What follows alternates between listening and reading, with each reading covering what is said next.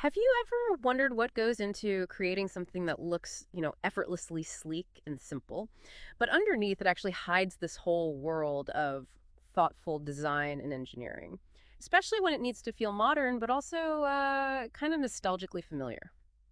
Well, welcome to our deep dive into contemporary watchmaking. Today, we're really zeroing in on a new release from Maen. That's the brand blending Swedish precision with Dutch roots. And our mission today is to unpack the fascinating details of their new Manhattan 37mm ultra thin watch. We've got a fantastic, really in-depth review here that gets right to the core of this timepiece. It breaks down the design, the mechanics, and crucially, why it feels like it's poised to make a pretty significant impact. So we're going to explore how Maen managed to slim down an already popular model, but also enhance its core appeal, and how they integrated direct consumer demand while still paying homage to that classic 1970s aesthetic.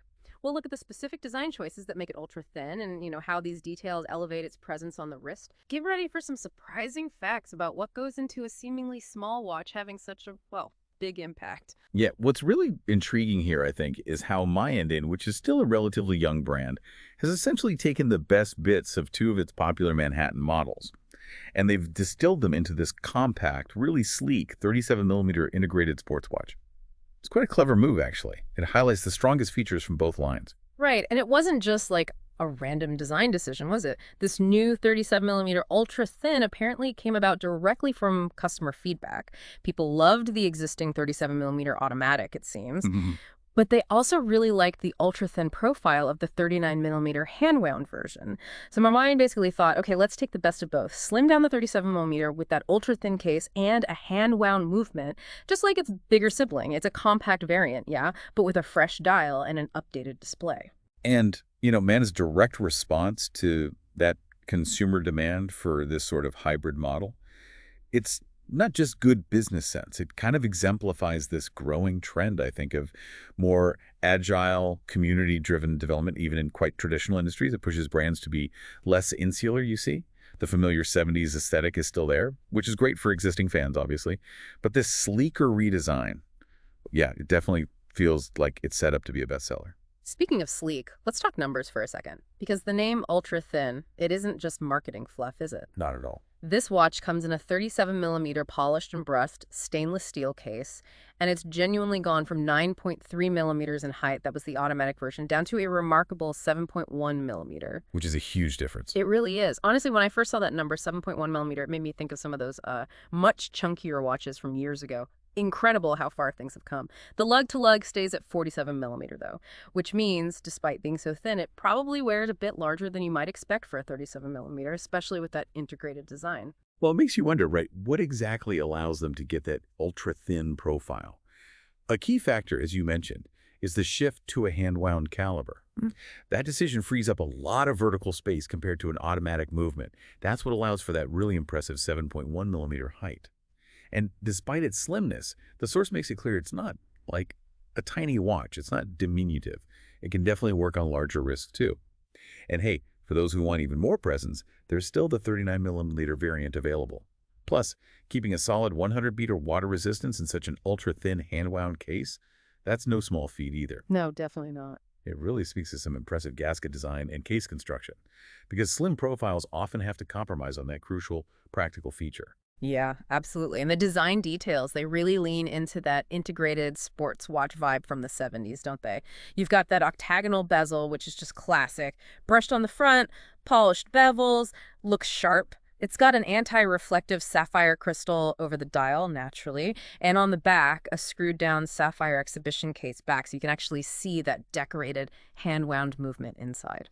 It's absolutely all about those thoughtful details. The crown is signed, got the embossed logo, and as you said, it keeps that 100-meter water resistance, which makes it perfectly safe for, a swim. Pretty practical. Very practical.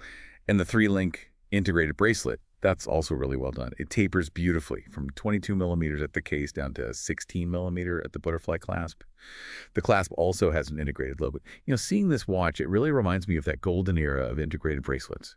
There's a sort of quiet confidence in a piece like this. It doesn't scream for attention. It just feels right on the wrist. Okay, now let's talk about the dial, because this is where a lot of that 70s character really comes through, I think. What really caught my eye was the new hammered style finish. They call it the Tuscan dial. It's got such a distinct personality. What's the thinking behind that choice? And how does it manage to feel both new, but also so perfectly 70s? The source even hints at some Royal Oak inspiration there. Well, the cleverness, I think, lies partly in the choice of colors. It comes in 4 quite muted shades: blue, green, gray, and salmon, so nothing's too loud or flashy. And they've made some interesting changes to the dial layout compared to the other Manhattans. The original 37mm automatic had a date window at 3 o'clock in central seconds. The 39mm ultra-thin was just a two-hander. This new 37mm ultra-thin, though, it features small seconds down at 6 o'clock and, crucially, no date. Ah, right. That no-date small-second setup is actually a first for the Manhattan line, isn't it? It is. And it really does give it the most vintage look of the bunch. That subdial for the seconds even mirrors the octagonal shape of the bezel, which is a nice touch. With a detailed seconds track. And you've got these large applied indices around the edge with white lume, a simple complementing minute track. And of course, the hour-minute hands have matching lume inserts too. And it completes a look that, yeah, would definitely be right at home on a wrist 50 years ago. So the key question then becomes, what's actually powering such a meticulously designed and thin watch? Underneath that Sapphire exhibition case back, you'll find an ETA Peseux 7001 hand-wound caliber. Now, this movement, it has quite a rich history. It was first produced by Peseux way back in 1971, and then ETA took over production from 1985. The decision to use the Peseux 7001, which is a well-respected but also accessible movement, it isn't just about achieving thinness. For a younger brand like Maen, it's actually a really strategic move. It lets them deliver premium features and finishing without the, prohibitive cost of developing an in-house ultra-thin caliber. It expands their market reach significantly. It's a proper workhorse movement, and it's incredibly slim itself, just 2.5 millimeter thick, I think, which makes it absolutely perfect for ultra-thin cases like this one. It has 17 joules, beats at 21,600 vibrations per hour, that's 3 hertz, and gives you about a 42-hour power reserve. It handles the central hours and minutes and that subdial seconds display. And as you said, it's a true no-date movement, no phantom date position on the crown. And Maen doesn't just drop in a basic stock movement either. They use an elaborate A-grade version of the 7001, which, for anyone listening who isn't familiar, basically means it's a higher finished version of the movement.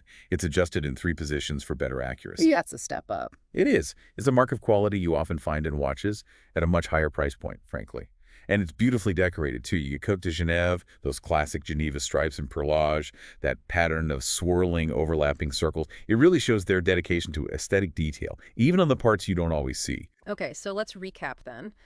What have we learned about this Maen Manhattan 37mm ultra-thin? We've seen how it cleverly takes cues from 2 popular predecessors, becoming this compact yet versatile integrated sports watch.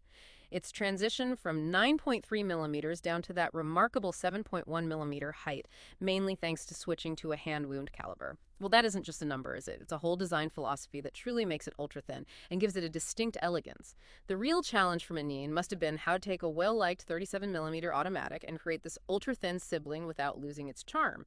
And their answer seems to be this fascinating shift to the hand wound movement and a complete rethink of the dial. Absolutely. That hammered Tuscan dial, with its muted color palette and that choice of small seconds at 6 o'clock, it powerfully channels that 1970s vintage vibe. You can even see hints of inspiration from icons like the Royal Oak, perhaps. And under the hood, or rather under the Sapphire case back, we found that meticulous ETA Peseux 7001 movement, a true no-date workhorse, but adjusted and decorated to ensure both performance and beauty. And that decision to use this respected but accessible caliber, it really feels like a strategic masterstroke for a brand like Maen. It lets them deliver those premium features without the massive cost of an in-house ultra-thin movement. This Maen ultra-thin isn't just a slim watch. It's almost like a micro case study in how perceived luxury might be shifting, moving away from just opulent complexity towards more understated, thoughtful engineering. That whole quiet luxury thing we're seeing across design sectors. Yeah, that's a great point. And what's truly fascinating here is how all these specific choices, the precise dimensions, 37mm diameter, 47mm lug-to-lug, the octagonal bezel, the impressive 100-meter water resistance, even that integrated bracelet tapering from 22mm down to 16mm, how they all come together to create a watch that, despite being so slim, feels robust and actually makes quite a strong statement on the wrist. It's really a testament to how subtle refinements and, crucially, a deep understanding of what consumers actually want can lead to a potentially best-selling design. This whole deep dive just shows us how a brand can honor its heritage while still pushing modern design boundaries. And as we consider this blend of sort of vintage aesthetics and modern engineering in a watch like the Manhattan 37mm Ultra Thin, it does raise an interesting question, doesn't it? In a world that often feels like it's getting more and more complex, what lessons can we maybe take from this pursuit of elegant simplicity and refined function? Not just in watch design, obviously, but maybe in other areas of our lives too. How do these thoughtful, detailed choices make a seemingly small object capable of having such a, well, big impact?